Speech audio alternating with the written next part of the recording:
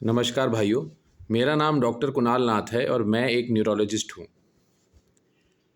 क्या सर्जन्स जो सर्जरी करते हैं या कोई भी डायग्नोस्टिक प्रोसीजर करते हैं, वो करने से पहले सर्जन्स आप प्रॉपर इन्फॉर्म्ड कंसेंट लेते हैं पेशेंट की?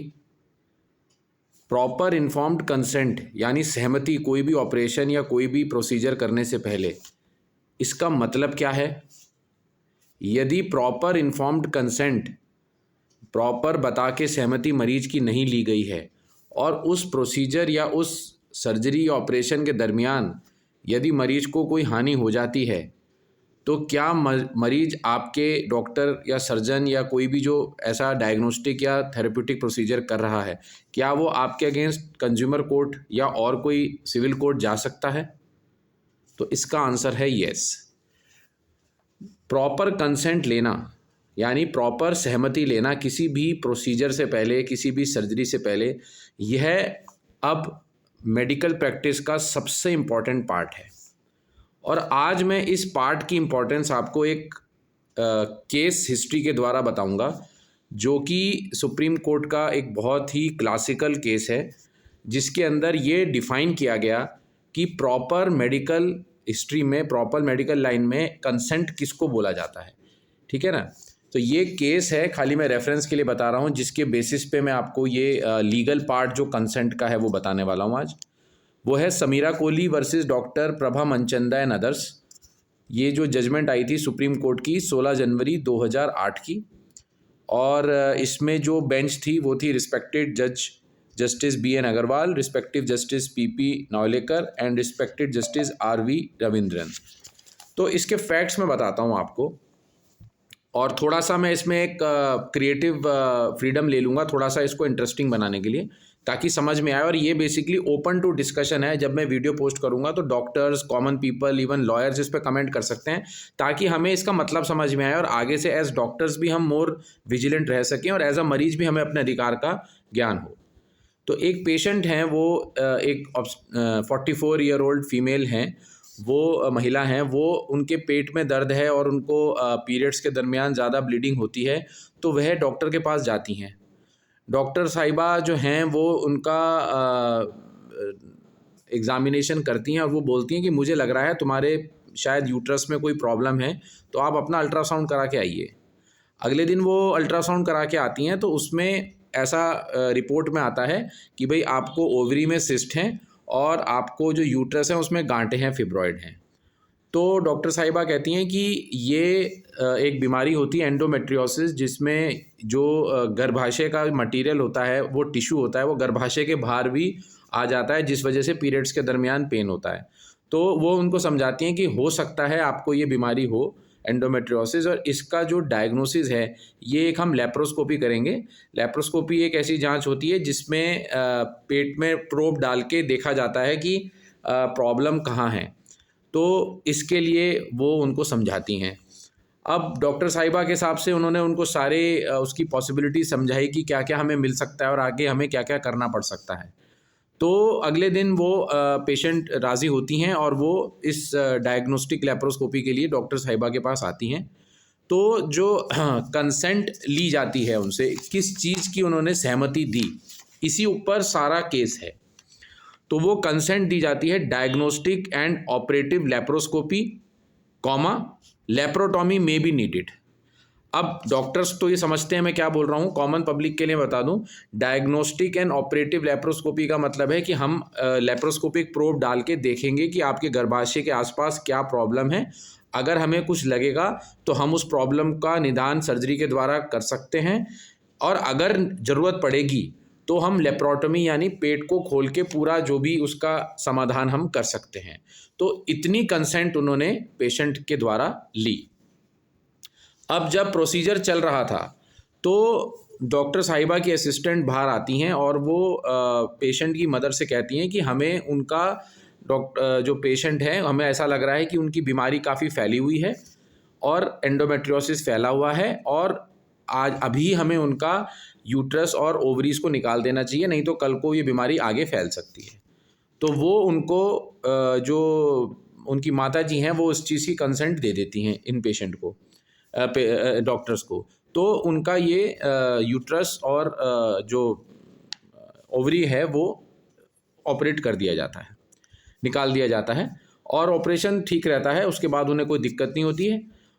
लेकिन 1-2 दिन बाद जब वो एडमिट ही होती हैं तो उनके फियांसे आते हैं जिनसे उनकी शादी होने वाली थी, और वो आके इसका इशू वो कहते हैं कि जब हमारी आपने केवल डायग्नोस्टिक यानी खाली जांचने के लिए ये लेप्रोस्कोपी करने की आपने हमसे सहमति ली थी, तो इसमें आपने ऑपरेशन कैसे कर दिया, वो भी जिसमें आपने उनका यूट्रस और ओवरी निकाल दिए, तो भविष्य में कभी भी वह माँ नहीं बन पाएंगी। तो ये आपके द्वारा लापरवाही हुई है। तो वह हॉस्पिटल का बिल नहीं चुकाते हैं और पेशेंट को ले जाते हैं। अगला कोर्स ऑफ एक्शन होता है, जो डॉक्टर साहिबा हैं वो पेशेंट के ऊपर केस करती हैं कि हमारा पर्टिकुलर अमाउंट का बिल है, इन्होंने नहीं भरा है, और पेशेंट जो हैं वो डॉक्टर साहिबा पे केस करते हैं कि आपने हमारे साथ लापरवाही की है, क्योंकि हमने जो आपको सहमति दी थी, कंसेंट दिया था, वो केवल डायग्नोसिस के लिए दिया था। हमारे जो रिप्रोडक्टिव ऑर्गन्स हैं यानी गर्भाशय और ओवरी, इसको निकालने का कंसेंट नहीं था। तो ये केस जाता है नेशनल कंज्यूमर फोरम तक, जो कि नेशनल उपभोक्ता फोरम है, और वहाँ से ये डिसीजन आता है कि अगर डॉक्टर साहिबा को ऑपरेशन में लग रहा था कि वो जो बीमारी है वो फैली हुई है, और ऑन द स्पॉट उन्होंने अगर ये डिसीजन लिया है, तो भले ही इसका एक्सप्लेनेटरी सहमति आपसे नहीं ली थी, क्योंकि उस समय आप दे भी नहीं सकती थी, एनेस्थीसिया में आप थी, तो उन्होंने कुछ इसमें गलत नहीं किया है और वो इनकी अपील को खारिज कर देती हैं। इसके बाद जो पेशेंट है वो सुप्रीम कोर्ट में जाते हैं अपनी अपील लेके, और सुप्रीम कोर्ट की जो डिविजनल बेंच है वो इसमें ये डिसीजन लेती है कि हमें 3 क्वेश्चन इस केस के अंदर आते हैं। क्या डॉक्टर ने जो कंसेंट ली वो प्रॉपर थी कि नहीं थी? दूसरा, कोई लापरवाही ऑपरेशन के दरमियान हुई कि नहीं हुई? और तीसरा, जो यूट्रस और गर्भाशय का ऑपरेशन किया गया, इसकी वजह से जो प्रताड़ना पेशेंट को हुई है, इसके लिए डॉक्टर साहिबा को कोई कंपनसेशन या मुआवजा मरीज को देना चाहिए कि नहीं देना चाहिए। ये 3 प्रश्न सुप्रीम कोर्ट के सामने थे। अब मैं अपने सर्जन भाइयों से कमेंट चाहूँगा कि जब कंसेंट था diagnostic and operative laparoscopy, laparotomy में बी नीडेड, तो जो सुप्रीम कोर्ट के सामने क्वेश्चन ये था कि जब ये कंसेंट है तो हिस्टेरेक्टॉमी और साल्फिंगोउफरेक्टॉमी इसके अंदर इंक्लूडेड है या नहीं है। ये मुझे कमेंट्स में बताइए कि अगर ऐसी आपने कंसेंट ली है कि हम डायग्नोस्टिक और ऑपरेटिव लेप्रोस्कोपी करेंगे, तो ऑपरेटिव लेप्रोस्कोपी में क्या हिस्टेरेक्टॉमी और उफरेक्टॉमी आ जाता है? और आगे जो वर्ड लिखा है लेप्रोटॉमी में बी नीडेड, तो क्या लेप्रोटॉमी में बी नीडेड के अंदर हिस्टेरेक्टॉमी अगर करनी पड़ती है तो वह आ जाती है कि नहीं आती है? तो इसमें 2 मेडिकल ओपिनियंस लिए गए, एक पेशेंट की तरफ से, एक डॉक्टर्स की तरफ से। तो जो डॉक्टर्स की तरफ से मेडिकल ओपिनियन लिया गया, तो उन्होंने बोला कि जब हमने ऑपरेटिव लेप्रोस्कोपी लिखा है और लेप्रोटॉमी लिखा है, तो इसके अंदर हिस्टेरेक्टॉमी यानी ऑटोमेटिक यूट्रस निकालने की कंसेंट आ जाती है। वेरएज जो पेशेंट की तरफ से मेडिकल ओपिनियन लिए गए, उन्होंने बोला कि नहीं जी, अगर हमें हिस्टेरेक्टॉमी करनी है तो उसका स्पेसिफिक कंसेंट हमें सहमति फॉर्म में लिखवाना पड़ेगा कि गर्भाशय भी निकालना पड़ सकता है, और ये चीज़ इसमें नहीं लिखवाई गई थी, इसलिए ये लापरवाही है।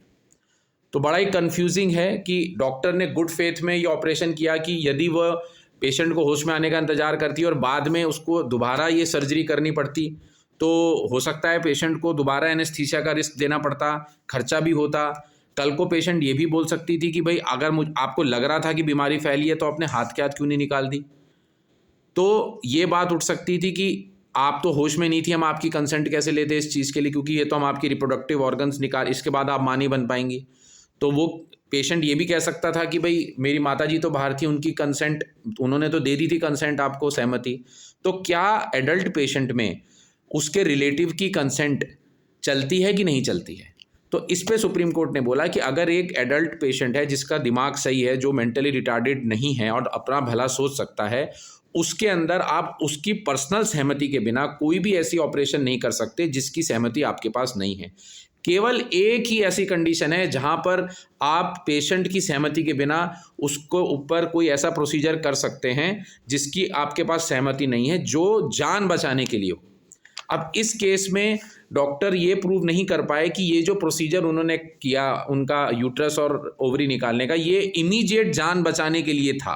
उन्होंने कहा ये एक इमीडिएटली जान बचाने का प्रोसीजर नहीं है, क्योंकि ऐसी कोई ब्लीडिंग हुई नहीं कि जिसके लिए आपको अर्जेंट ये करना पड़ता। आप वेट कर सकते थे, पेशेंट को होश में आने देते, आप उसे समझाते और मे बी अगर ज़रूरत होती तो बाद में आप इस सर्जरी को करते, यदि वो भी इस चीज़ से सहमत होती। लेकिन इसमें एक बहुत कन्फ्यूजन है। मैं ये नहीं कह रहा कि डिसीजन पे बिल्कुल I respect the decision of the honourable court, but as a doctor ये कन्फ्यूजन है कि ऑपरेशन के दरमियान कभी कभी सर्जन्स ऐसी सिचुएशन फेस करते हैं जहां पर उनको एक चीज़ दिख रही होती है कि जिसे ऑपरेट करना ज़रूरी है, लेकिन उनकी जो सहमति फॉर्म है उसमें उस पर्टिकुलर चीज़ का मेंशन नहीं होता। तो अब सर्जन्स के दिमाग में ये क्वेश्चन आ सकता है कि अब मुझे मान लीजिए ये अंग में भी दिक्कत दिख रही है, लेकिन ये अंग के मेरे पास स्पेसिफिक कंसेंट नहीं है, तो यदि मैं इसे ऑपरेट कर देता हूं तो कल को मेरे पे लापरवाही का केस हो सकता है कि इसका तो आपने सहमति लिया नहीं था। और यदि मैं इसे नहीं करता हूं ऑपरेट, तो कल को पेशेंट को दोबारा से मोस्ट प्रोबेबली दोबारा ऑपरेशन में जाना पड़ेगा, दोबारा उसको एनेस्थीसिया का और पूरा ऑपरेशन का रिस्क प्लस खर्चा उठाना पड़ेगा। तो ऐसे में एक संकट आ सकता है डॉक्टर के दिमाग में। तो इसलिए ये मेरा एक ओपिनियन है, मेरा पर्सनल ओपिनियन है, और लीगल ओपिनियन इसमें वेलकम है कोई देना चाहे तो, कि जब आप अपना कंसेंट लें यानी सहमति फॉर्म लें तो उसमें ज़्यादा से ज़्यादा इन्फॉर्म्ड कंसेंट यानी मरीज को सारी पॉसिबिलिटीज जो हो सकती हैं उसके बारे में ज़रूर बताएं, लिखित में लें। और कंसेंट की जो वर्ल्ड ओवर जो बेसिक जो हाईएस्ट ग्रेड की जो डेफिनेशन है वो कैंटरबरी डेफिनेशन है, जिसमें उन्होंने बताया है कि कंसेंट के 6 पार्ट होते हैं और ये 6 पार्ट आपको जो हैं पता होने ज़रूरी हैं। सबसे पहला तो आप जो प्रोसीजर करने वाले हैं उसका डिटेल बताएं, उसका पर्पस बताएं, एक्सपेक्टेड आउटकम बताएं कि क्या फ़ायदा होगा, क्या नुकसान हो सकता है, मेजर रिस्क सारे बताएं, अगर ऑल्टरनेट कोई प्रोसीजर है उसके अलावा वो बताएं, यदि वो ये ऑपरेशन नहीं कराता है या प्रोसीजर नहीं कराता है तो उससे होने वाली क्या हानि है ये बताएं, और सारी इंस्ट्रक्शंस उसको दें। इसमें कोर्ट ने कहा कि बहुत ज़्यादा आप चाहें तो ना भी बताएं, जो रेयरेस्ट ऑफ रेयर पॉसिबिलिटी शायद आप ना भी बताएं, लेकिन मोटा मोटा जो मेन कॉम्प्लिकेशन हो सकती हैं उसका वर्णन आपके कंसेंट में ज़रूर होना चाहिए। तो ये डॉक्टर कम्युनिटी हमारे लिए है कि समीरा कोहली जजमेंट ने एक कंसेंट की इंपॉर्टेंस बताई कि इन्फॉर्म्ड कंसेंट को लाइटली ना लें, आप बहुत अच्छे से पेशेंट से बात करें, सारी पॉसिबिलिटीज़ बताएं और ज़्यादा से ज़्यादा पॉसिबिलिटीज़ जो हो सकती हैं वो उसे इन्फॉर्म ज़रूर करें। बहुत बहुत धन्यवाद।